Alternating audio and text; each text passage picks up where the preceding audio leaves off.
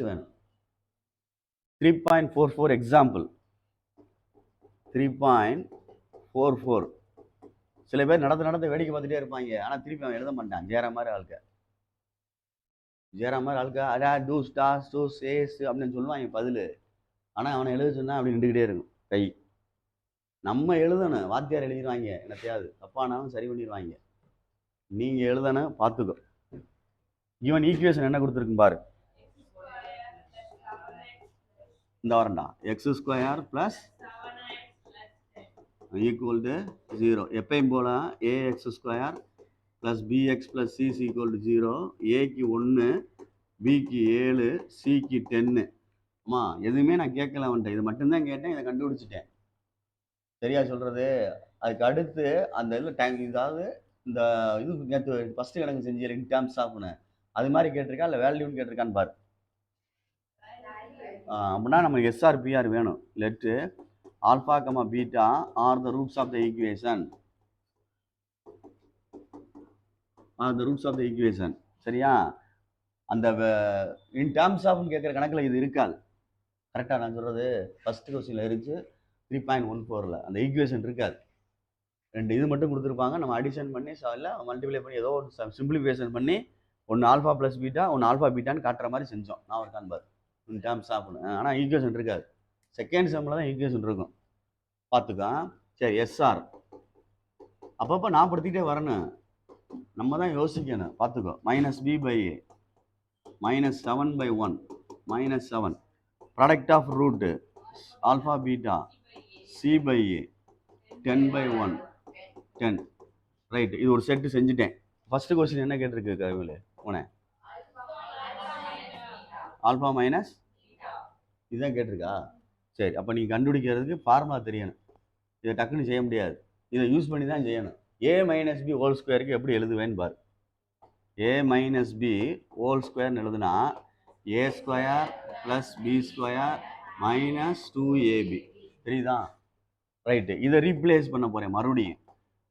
a² + b²னா ஃபஸ்ட்டில் a + b whole ஸ்கொயரில் எடுக்கலாம்ல, நேற்று படிச்சு இல்லை.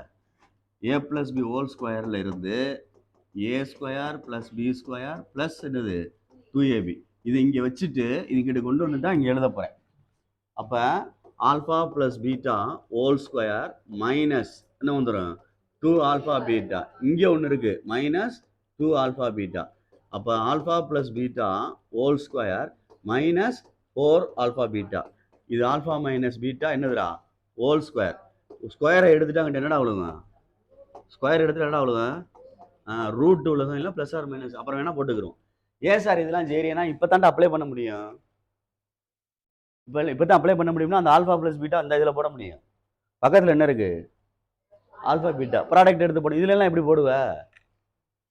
எதுக்காண்டி செய்கிறார் வாத்தியார் அப்படின்றத யோசிக்கணும். ஏன் இந்த மினிமைஸ்லாம் பண்ணுறாங்க அப்படின்ட்டு மனப்பாடம் பண்ணாமல் எழுதியிருக்கேன்.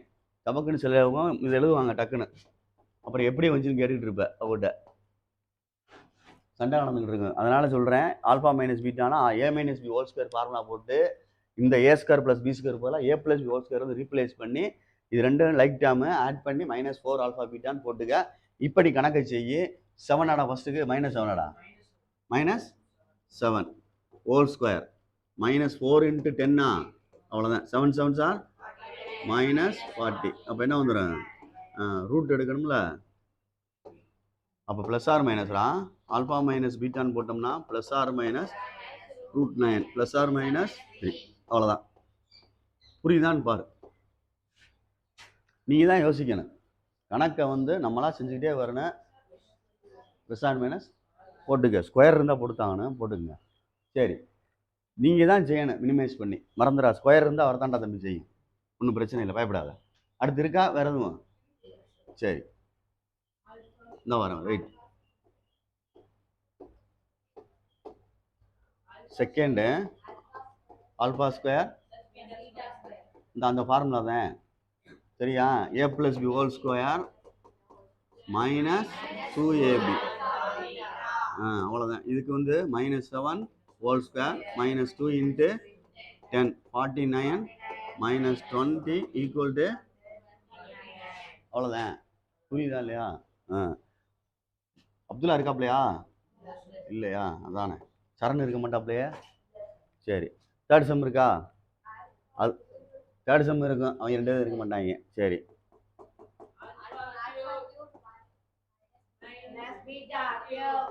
மைனஸ் தானே? நேற்றே சொன்னோம், நான் இருக்கான்னு பார்த்துக்கோ. நேற்றே சொன்னேன் நினைக்க வேணாம். ஃபஸ்ட்டு எப்பயுமே ஒரு எக்ஸசைஸ் ஆரம்பிக்கிறோம்னா அதுக்கு இன்ட்ரோடக்ஷன் ஒன்று கொடுப்பாங்க. நான் கொடுப்பேன், மற்ற கொடுக்குறாலும் தெரியல. சில டக்குன்னு ஸ்டார்ட் பண்ணிடுவாங்க. நான் உனக்கு ஃபார்முலாலாம் எழுதி போட்டு தான் ஸ்டார்ட் பண்ணேன். அதெல்லாம் நீ மெமரைஸில் வச்சுக்கிட்டீங்கன்னா தான் சரியாக இருக்கும். மைனஸ் பீட்டா கியூப் இங்கே இருந்தால் மைனஸ் அப்படியே எழுத சொன்னேன், உள்ள ப்ளஸ் போட சொன்னேன். இப்படி எழுத சொன்னேன், நான் இருக்கான்னு பாருங்கள். இப்படி எழுத சொன்னேன். சரி, இதிலே மைனஸ் இருக்குது, இங்கே ஆல்ஃபா பீட்டா இருக்குது. இதெல்லாம் எப்படி அப்ளை பண்ணுவேன்? அப்ளை பண்ண முடியாதுல்ல. சொல்கிற புரியுதாலையா பாரு. என்ன ஒன்று ஆல்ஃபா ப்ளஸ் பீட்டான் இருக்கணும், இன்னொன்று என்ன இருக்கணும்? ஆல்ஃபா பீட்டான் இருக்கணும். எப்படி செய்யலாம்? ஏன்னா இதுக்கு ஃபார்முலா இருக்குது வேறு வேறு. Alpha cube minus beta cube equal to, பொறுமையாக நிதானமாக செய்யணும். என்னத்தையாவது சொல்லி உழப்பி விட்டுறாத. இல்லை அப்படின்னா ஃபார்முலா எழுதணும். என்ன ஃபார்முலா எழுதணும்னா பார்த்துக்க, உங்களோட முயற்சியில் தான் இருக்குது எல்லாமே. எரிச்சல் படுறக்கூடாது. 100 மார்க் எடுக்கணும்னா செஞ்சு காட்டணும், விடாமல் வந்து இது வேணும். அது என்ன சொல்லுவாங்கல்ல, உறுதியாக நிற்கணும், ஸ்டாண்டர்டாக நிற்கணும். இப்போ இந்த கணக்கு தெரியலன்னா எங்கிட்டாவது காலை சுற்றி கையை சுற்றி தொட்டணும். எப்படி வேணாலும் செய்யலாம், உன்னுடைய இஷ்டம். இந்த பாரு செய்கிறேன்.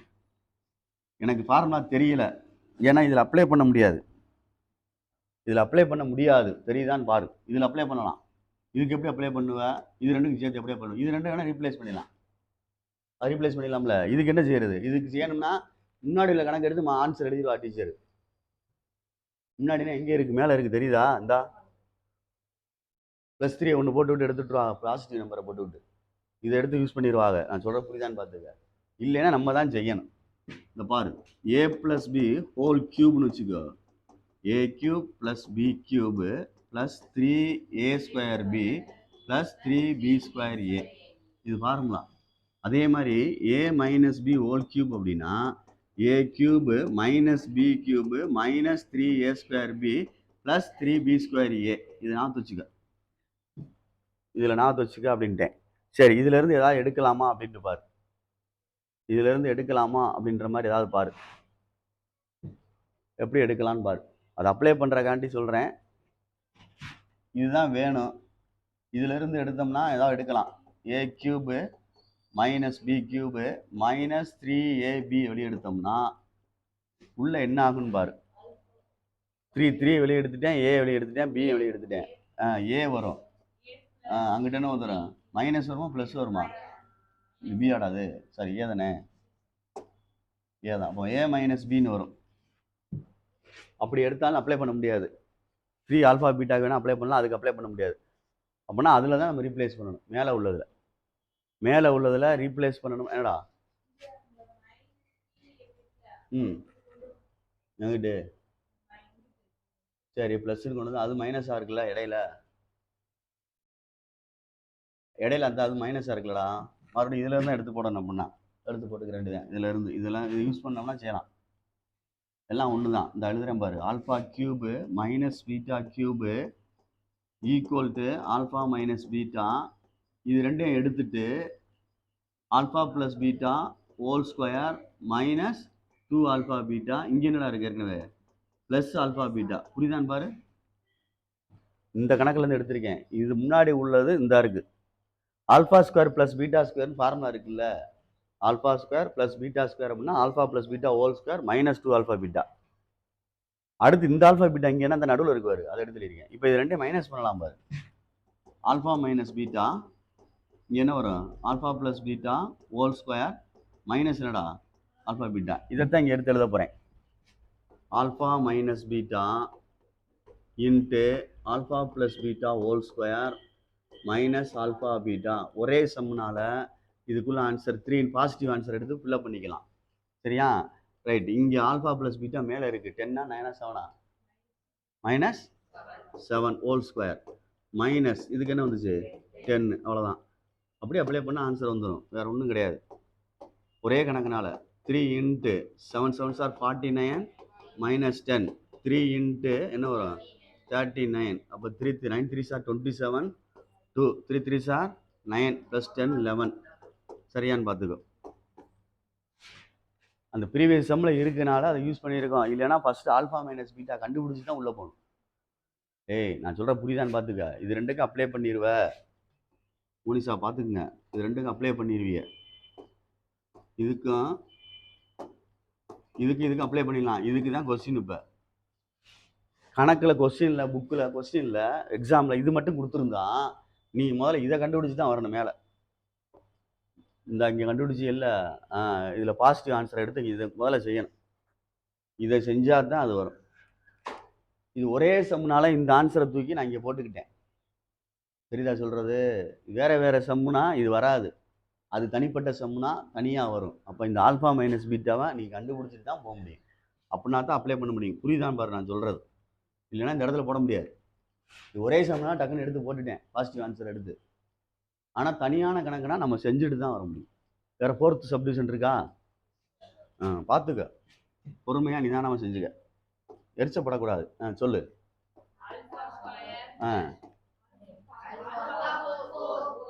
மேலையா? Alpha power 4.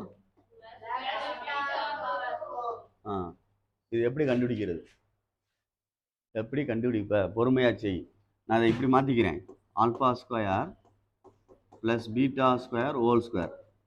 சரியா? இப்போ இது ஏ ஸ்கொயர், இது என்னடா? அப்படி யோசிச்சுக்க. அப்போ A plus B whole square minus 2ab அப்படி தான் எழுதுவிய. அப்போ ஏக்கு பதில் என்ன இருக்குது? Alpha square plus beta square. இதுக்கு என்ன இருக்குது? Alpha square beta square. புரியுதான் பாரு சொல்கிறது? ஏன்னா ஸ்கொயர் எடுத்து மேலே ஒரு பவரில் போட்டிருக்கேன். அப்போ ஏக்கு என்ன இருக்குன்னா ஆல்ஃபா ஸ்கொயர் இருக்குது, பிக்கு என்ன இருக்குன்னா பீட்டா ஸ்கொயர் இருக்குது.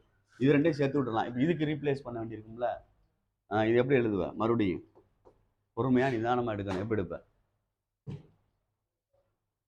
இல்லை எப்படி எடுப்பி அப்படின்றக்காண்டி கேட்குறேன்.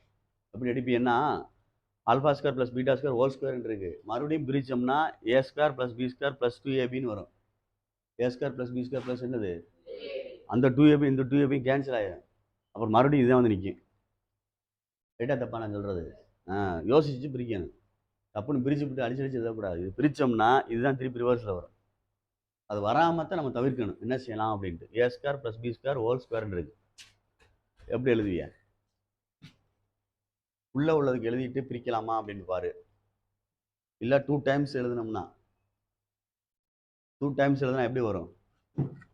இது ஆல்ஃபா ஸ்கொயர் ப்ளஸ் பீட்டா ஸ்கொயர்னு எழுதுனோம்னா 2 டைம்ஸ் எழுதுறேன். Alpha plus beta whole square minus என்னடா 2 ஆல்ஃபா பீட்டா. இது ஒரு set. Again alpha plus beta whole square minus 2 alpha beta அப்படின்னு எழுதிட்டேன். மைனஸ் இதை எழுதுறேன் 2 ஆல்ஃபா பீட்டா ஹோல் ஸ்கொயர். இது புரியுதான்னு பாரு. அது புரியுதான்னு பாரு. அது புரிஞ்சுன்னா எழுதலாம். எப்படி புரியுது? அது உள்ள இருக்கலடா. இதுக்கு பாரு, இதுக்கு பதிலாக எழுதுறது இது. தெரியுதான்னு பாரு. தானே? ஏ ஸ்கொயர் ப்ளஸ் பி ஸ்கொயர்னா A plus whole square minus 2ab. ஆனால் எத்தனை டைம்ஸ் இருக்குது? அதனால் 2 தடவை எழுதிங்க. தெரியுதா? இப்போ நீ அப்ளை பண்ணிடலாமே ஈஸியாக. ப்ராக்கெட் இதுக்கு என்னடா 10 minus 7 -7 whole square minus 2 into 10 ஒரு செட்டு. அதே தான் இங்கேயும் -7 ஹோல் ஸ்கொயர் மைனஸ் 2 இன்ட்டு 10. அவ்வளோதான். -2 இன்ட்டு 10 ஹோல் ஸ்கொயர். அவ்வளோதான். புரியுதான்னு பார்த்துக்கோ. நம்ம தான் உன்னுடைய முயற்சியில் தான் எல்லாமே இருக்குது. உன்னுடைய முயற்சியிலான்ட்டு எல்லாமே இருக்குது. பார்த்துக்க சொல்லிட்டேன். முடியாதுன்னு எதுவுமே கிடையாது. நம்ம செய்கிறது நம்மளை பொறுத்தா இருக்குது. பொறுமையாக நிதானமாக கான்செப்ட் வைஸ் இழுத்துட்டீங்கன்னா செஞ்சலாம். இது 49 - 20.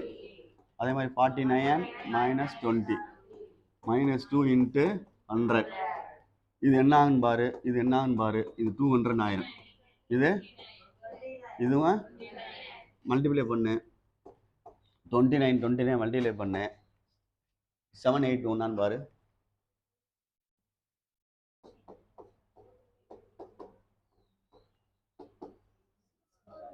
6 தப்பு. 7 8 பாரு 1 வரணும். வந்தா கடைசியில் 9 9 7 4 1 8 1 பாரு. அதான் கேட்குறேன், இவ்வளோ சேரம் தெரியல. மல்டிப்ளை பண்ணுறது ஒழுங்காக பண்ணுங்க விஷ்ணு, அடியாக புரிய. சப்ராக்ட் பண்ணு, 1க்கு 1, 8க்கு 8, 7 2 வச்சு என்னது 5. ஆன்சரை பாரு, ஆன்சரை பாடுறா. 5. அப்போ இது தப்பா ரைட்டான்னு பாரு. 6 4 1, 6 4 1, அப்போ எது தப்பான்னு பாரு. 29 29 பாரு.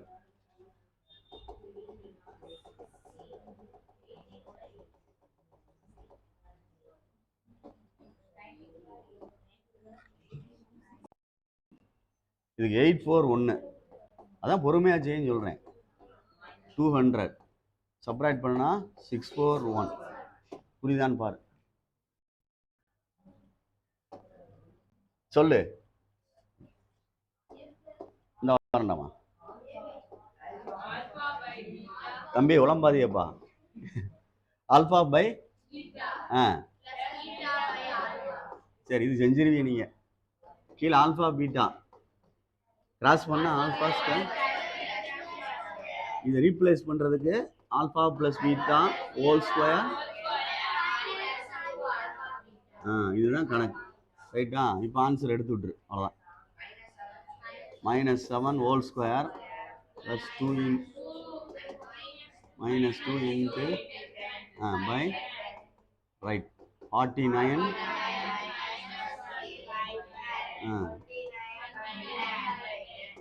புரியுதான்னு பார்த்துக்க, பொறுமையாக நிதானமாக செஞ்சுக்க.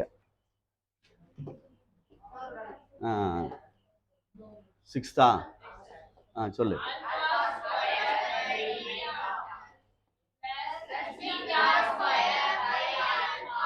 சரி, கீழே பெருக்கணும்னா ஆல்பா பீட்டா, மேலே பெருக்கணும்னா ஆல்பா கியூபு, கிராஸில் போயிரும்ல. அப்போ மேலே A cube plus B cube formula இருக்குது. A cube plus B cube formula இருக்குது. அப்போ அதுக்கு தகுந்தாப்புல மாற்றணும். பார்த்து பொறுமையாக மாற்றிக்க. எப்படி மாற்றுவ? சைடில் செஞ்சு பார்த்துட்டு வர்றியா? எப்படி ஹோல் கியூப் போடவா?